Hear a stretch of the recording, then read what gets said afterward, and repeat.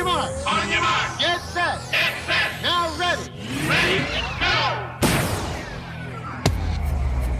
Provocative, engaging, and usually quite a lady. Okay, they're asking for it. Deborah, go.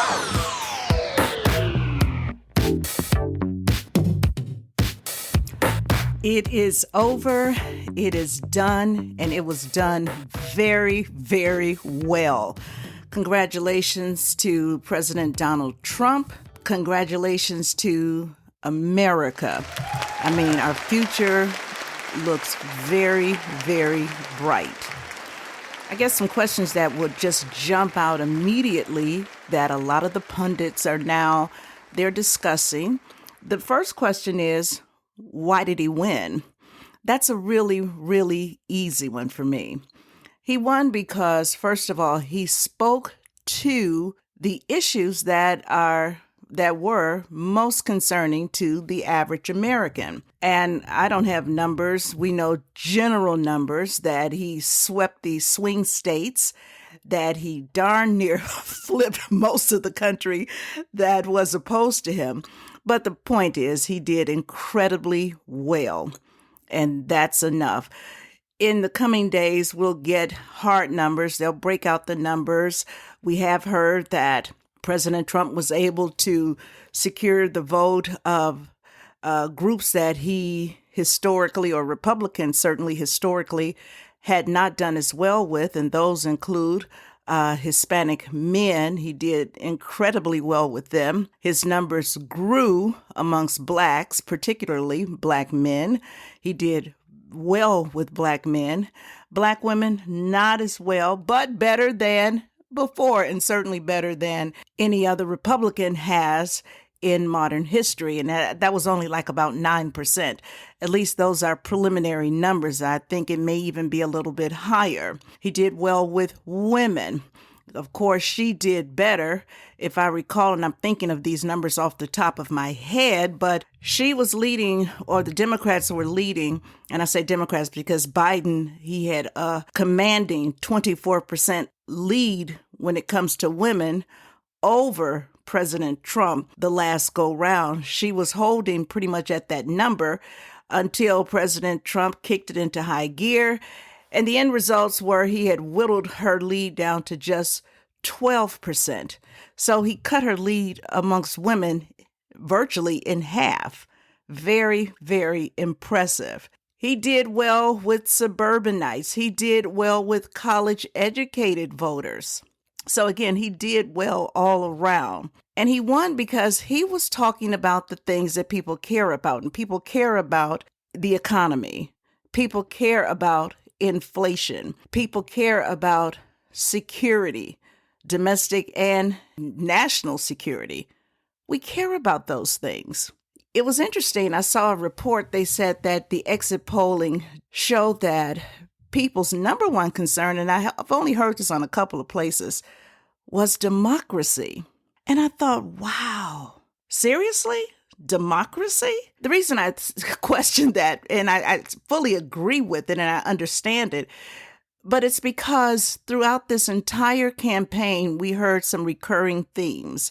We heard that President Trump, that Donald Trump, he was a threat to democracy, that he would not respect democracy, that our democracy was in jeopardy. Anything that they could come up with concerning the democracy issue, they laid it at the feet of Trump, that he would walk all over democracy. So isn't it rather ironic that, and if this is, if the numbers bear it out, and I've heard it, that at least 70% of people said their major concern was democracy. Yeah, they were concerned about the economy and inflation and security. But if you look a little bit deeper, what they were really saying is, yeah, we are concerned about democracy. And we're concerned that if we allow Kamala Harris in, if we allow Democrats to continue down the path they've taken us on, democracy will not continue to be what we know it to be. And that's a bit of brutal irony.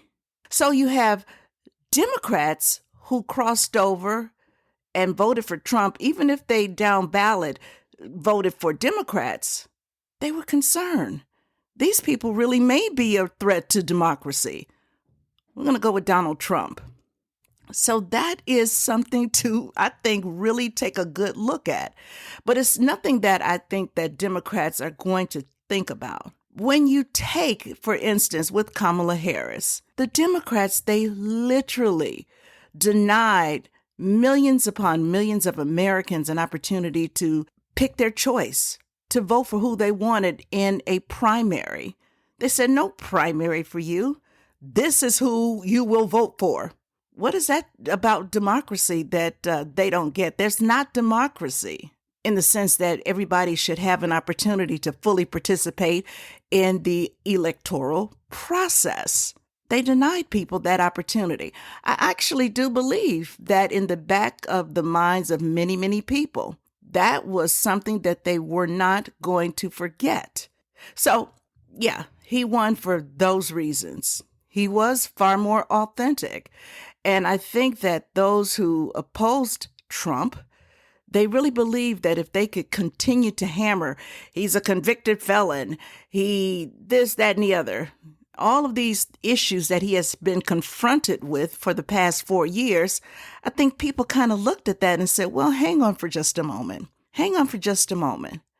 There were still questions about that. They were questioning Letitia James, the Attorney General in New York. They questioned that because her case was all about, here's a guy, he cheated business people. He did all kinds of things that were wrong in terms of business and writing checks that shouldn't have been written to cover up his bad deeds. Well, people thought about that and they said, well, you know what? The banks and the businesses that he did business with, they testified under oath that he didn't owe them a penny, that he paid his debts. And in fact, they looked forward to doing business with him again. That does make people wonder, They looked down in Georgia and they looked at the case with Fonnie Willis. And I think people really thought about this. Well, why did Nathan Wade, her boyfriend or ex-boyfriend, why did he go to the White House more than once? Why were there so many phone conversations between he and Biden's White House? What's going on here? These are perhaps small things, but I think these are questions that loomed. And I think they contributed to the fact that people said, maybe there is such a thing as lawfare. Yep. Most people are not immersed in politics. There's too much going on in our everyday lives for people to just sit and consume so much political news. Not that people are totally unaware, but people, they don't have time for that. So I think a lot of this was just purely gut instinct. And of course, people said, well, he was president before and he wasn't a dictator and he didn't destroy democracy. And all of these things that they're telling me that he's going to do, well, he actually could have done them. There was no guarantee that he would ever become president again. He had his moment if he were going to do these things to have done them, and he did not. So those are the reasons he won. People believed him. He's a smart man. He's a smart businessman, and he's a bold man. Trump is very bold. Like him or not, the guy is bold. He's enterprising, aggressive, outgoing, bold. He'll do.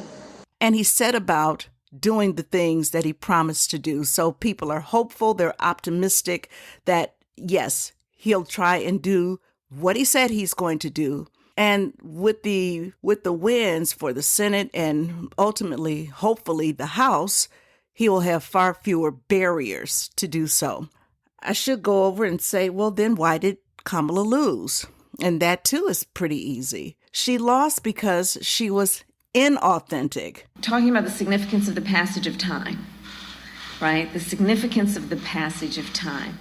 So when you think about it, there is great significance to the passage of time. Oh, hush. She was inauthentic. And people got that right away. In fact, I said I think it was the last or the couple of podcasts ago, people that supported her, they still wanted to know, so what are you really about? Because by and large, she was mostly about telling us that Donald Trump was a bad, bad guy, that he should not become president again. But she spent very little time telling us why she should be the next president. Yes, I know she said she would create an opportunity economy. Okay, that's fine. But what is that? An opportunity for what? And how would that happen? She said she would create 3 million new homes. How does that happen? Please hold all questions until the end of the tour. Thank you. We don't know. So she made some very vague promises, but what hurt her also were her words from the past. And I'm not talking about 15, 20 years ago. I'm talking about her words from just 4 or 5 years ago. Her words came back to haunt her when she talked about believing that taxpayers should pay for sex change operations for inmates. And she said that in an interview. She sat down and she said, yes, she believed that. That came back to bite her. Now, we didn't see a lot of that here in the Midwest and probably not in the South, but out East, they said that the Trump campaign, they ran that commercial again and again and again. A campaign ad with her saying those very words. Exit polls show that was a concern for people because the bottom line is people work hard for their money. And we don't want our government to spend it frivolously, though they do that. But when someone is telling you this is what they plan to do, who wants someone who has been convicted of a crime, put in prison, to have your tax dollars pay for their sex change operations? Nobody wants that. When she's on tape saying that, yes, she would ban fracking. Yes, I would ban it. Well, you've got whole sections of the country where that's an important part of their economy. And for the nation as a whole, that connects with our energy costs. Those things matter. And I don't think people ignored those things. What I really love about how all of this turned out, it was the pollsters. They were polling people and they were giving us their data. And by and large, that data was wrong. It wasn't wrong necessarily because they didn't do a good job in polling people. I think they were off the mark because people were like, I'm not telling you who I'm voting for. Some of them out of fear. Some of them because they hadn't firmly decided. But these pollsters, they walked away with data that did not represent facts. You've been keeping secrets. So all of those things came together and they came together beautifully. I personally believe this nation was spared a major, major downturn. And I think the chances are that we are going to see as President Trump, I know he's president-elect, but I like to say President Trump, that President Trump says we're going to enter a new golden era for this nation. And we can only hope that he'll succeed. So whether you like him, whether you don't, whether you voted for him or whether you did not, it still benefits us all if this nation can just enjoy an incredible amount of success.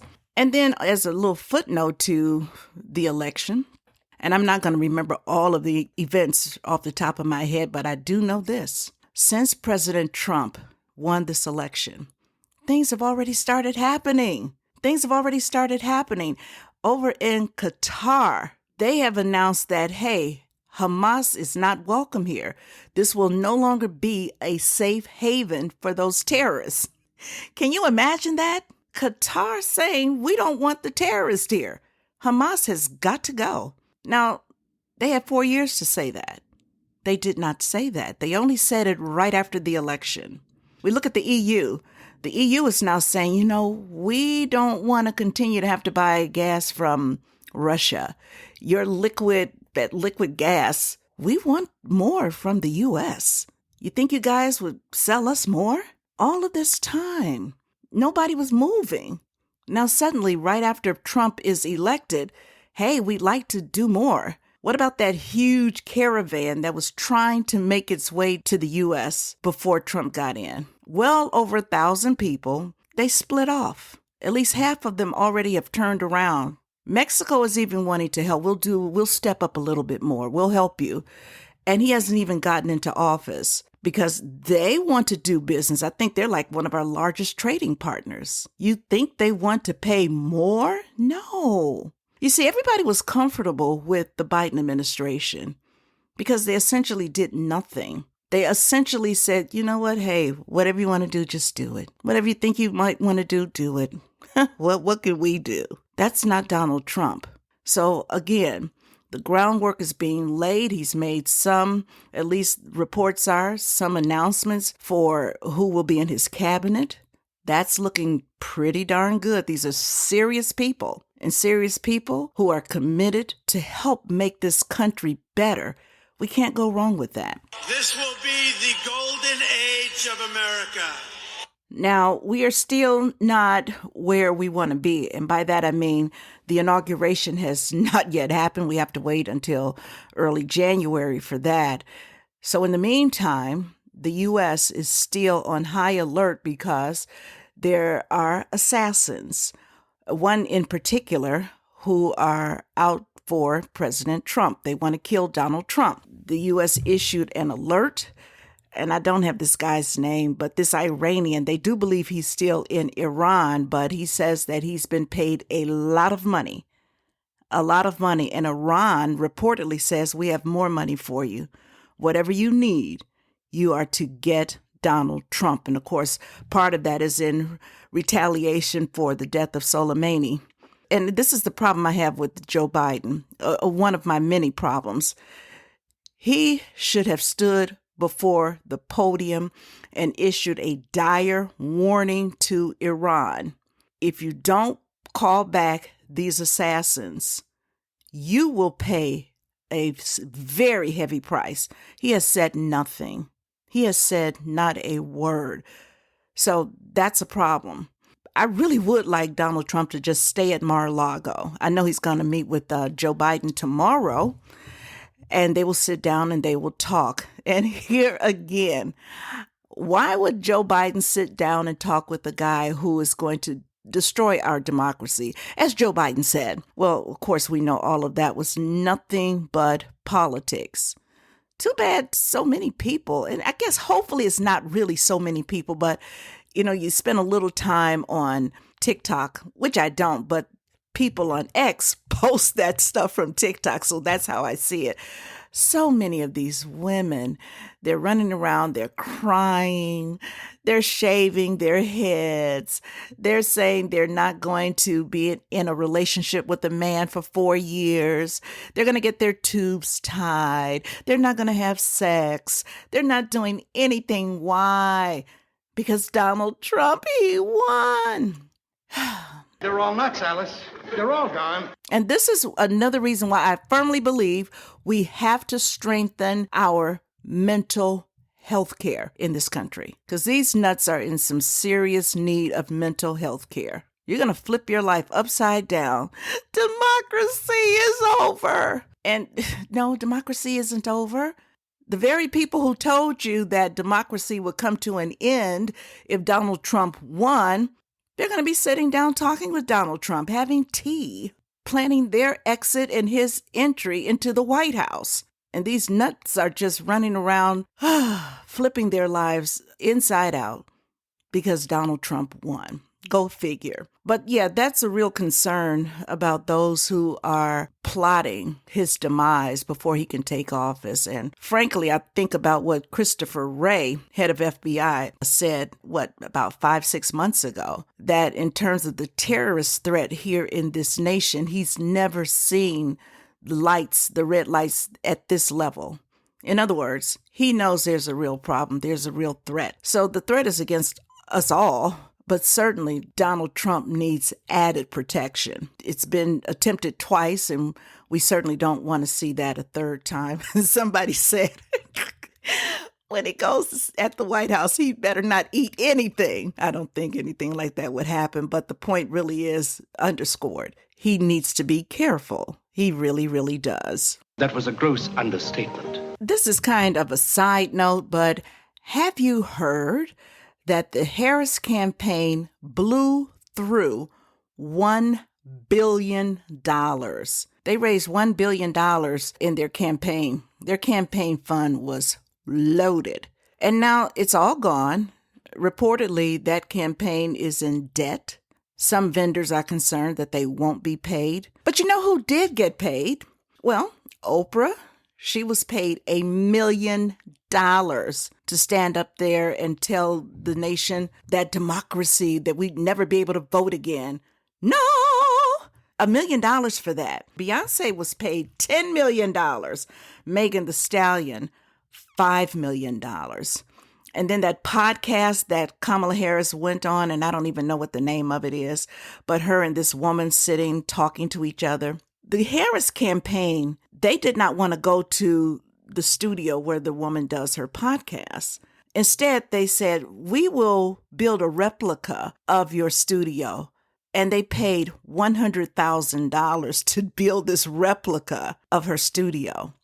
And then who knows how much they paid her to do the interview. So all of these endorsers, these celebrity endorsers, they made out like bandits. They got paid.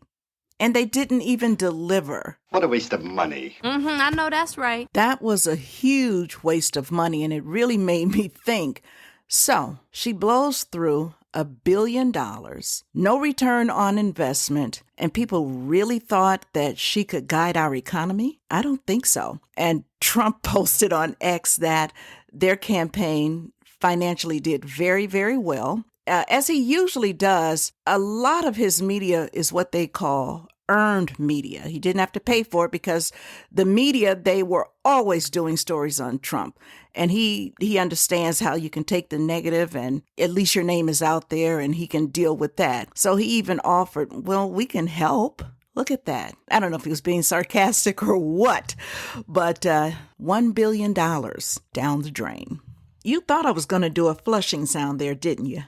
Nah, too predictable. Now, a story trending right now has to do with FEMA, the Federal Emergency Management Agency, the agency that people rely on when there's a disaster, a natural disaster, such as a hurricane. And we've had a pretty destructive hurricane season. People down in North Carolina, people in Florida suffered billions of dollars worth of damage. Well, now a story has come out that in the case of Florida, there was a woman, a FEMA worker, some say a FEMA official, she was a supervisor, who reportedly instructed her team to bypass homes that had Trump signs.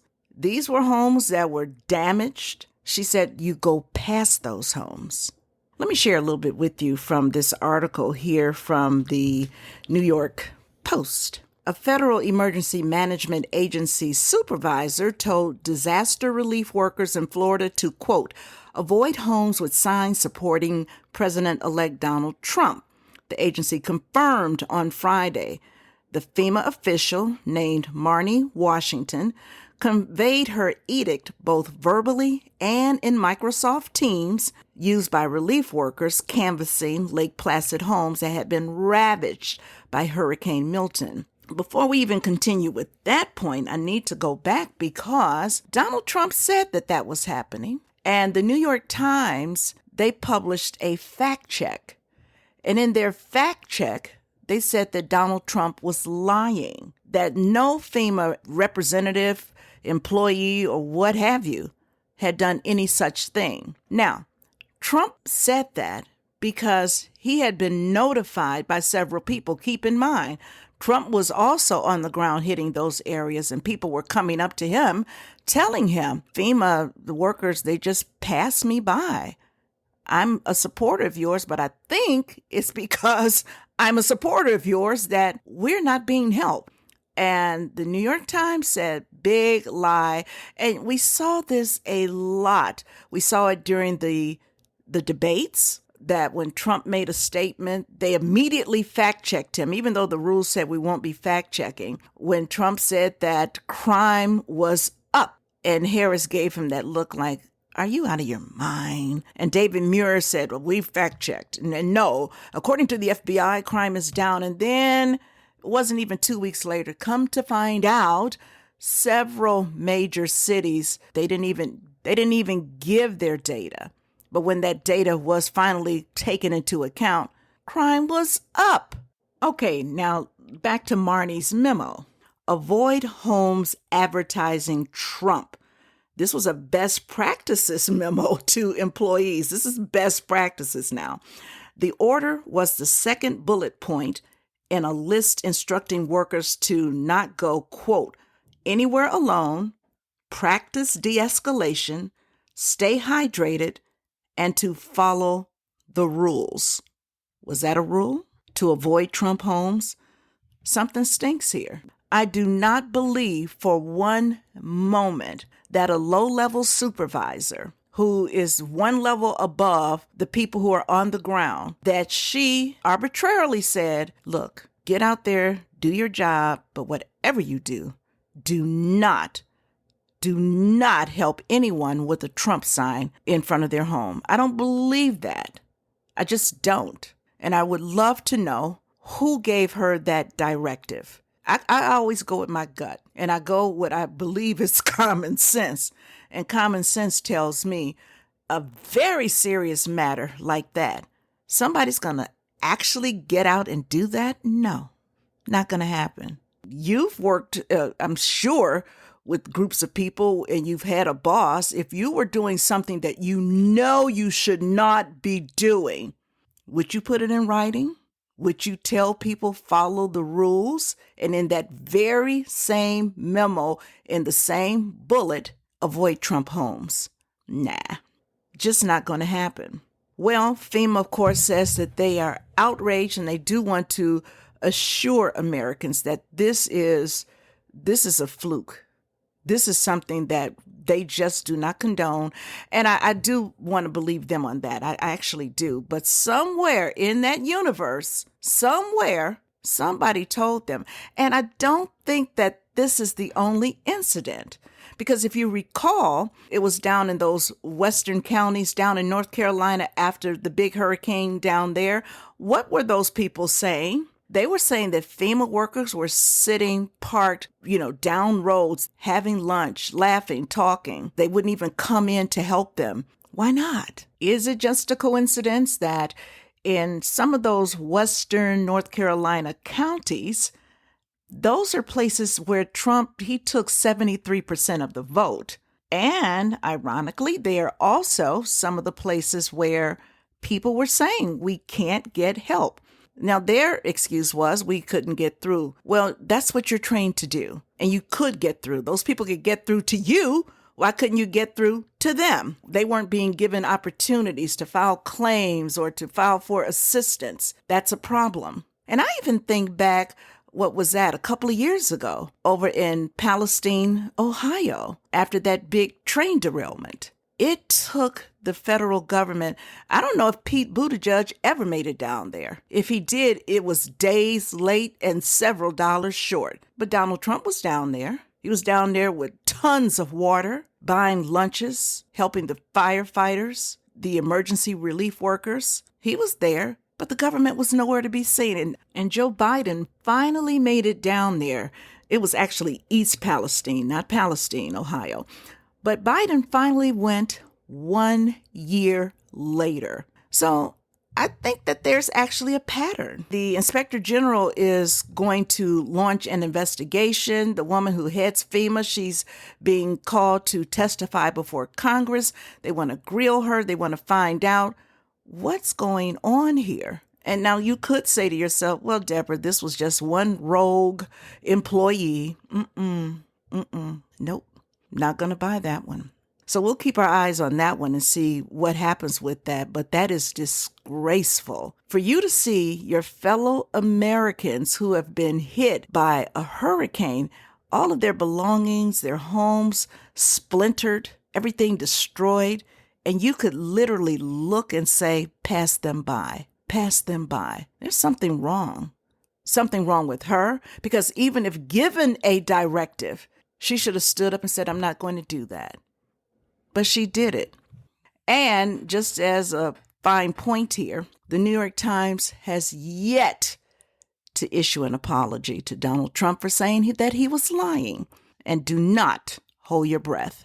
My closing thoughts here. The script really has been flipped. The script has been flipped.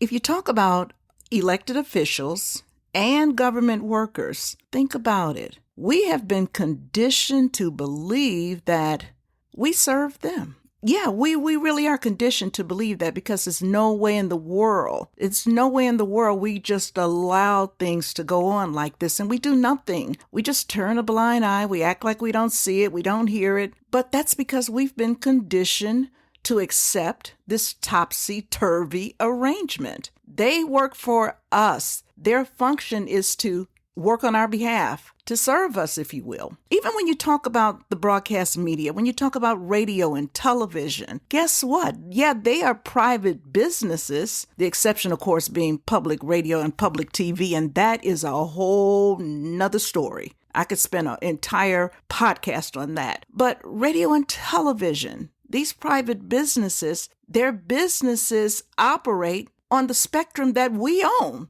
The public airwaves, those are ours. That spectrum belongs to us. Now, it's managed by the government. And yes, the government does grant them licenses to operate on certain frequencies, but they don't own the public airways. But yet the media, radio and television, they have become so biased. You have people begging for the full story. People have tuned out. They know they lie so much. They're so biased. And that's because they don't feel that they should be functioning in the public's best interest. The script has been flipped. They feel that, hey, we run this. You minions, you take whatever we give you. And see, that's a real problem. And we had better reflip the script, or things are only going to get worse. So I am very hopeful. I'm optimistic that the guy who just won the presidential election, he's not a lifelong politician. He did promise to clean the swamp, and we know the pushback that he got. But he can't do it alone. He cannot do that by himself. We have to stand up. We must. And you know what? We can.